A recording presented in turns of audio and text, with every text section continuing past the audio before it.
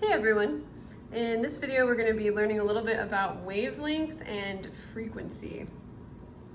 So you need to be able to explain how energy, wavelength, and frequency are related, meaning you need to be able to tell me if energy is increasing, what will be happening to frequency and wavelength. So we'll go over that in just a minute, but first let's do some very, very basic definitions. You've probably learned this before, but you need to understand what wavelength is. So the best way to define this is actually to draw a picture. If you have a wave like this, the wavelength is the distance from the top of one peak to the top of another peak. The other word you need to understand is frequency. So frequency is defined as how many waves pass a given point per second. And frequency is measured in either hertz or seconds to the -1. So let's talk about some different types of waves and use this to help us understand how wavelength and frequency are related, and energy as well.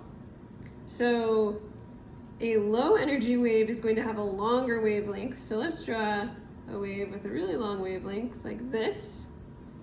So low energy waves have a long wavelength, and there's not going to be as many waves passing this point per second, so they're going to have a low frequency. A high energy wave is going to have a lot more wavelengths close together. So these wavelengths, they're going to be short, and this would be a high frequency. So as energy goes up, frequency also goes up, but wavelength gets shorter. We need to apply these ideas now to the electromagnetic spectrum. So you've probably learned about the electromagnetic spectrum before. This is basically a diagram of the electromagnetic spectrum. So all of these waves listed right here, these are radio waves. And then radar is in the microwave section of the electromagnetic spectrum. We have infrared. Visible light is this section right here, and they've expanded it out so you can see all the different colors of visible light. We have UV radiation, X-rays, and gamma rays. So this diagram is organized from lowest energy to highest energy.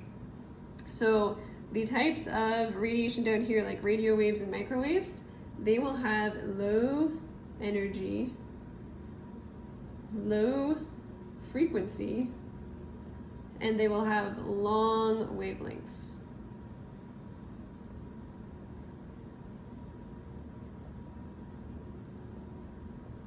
And then the types of radiation over here, like gamma rays, will have high energy, high frequency, and short wavelengths.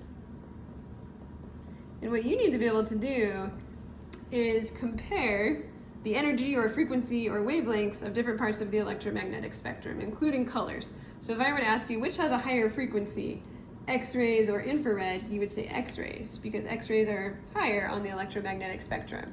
Or if I were to ask you what color of light has the longest wavelength, red or yellow, it would be red, because red is lower energy, longer wavelength.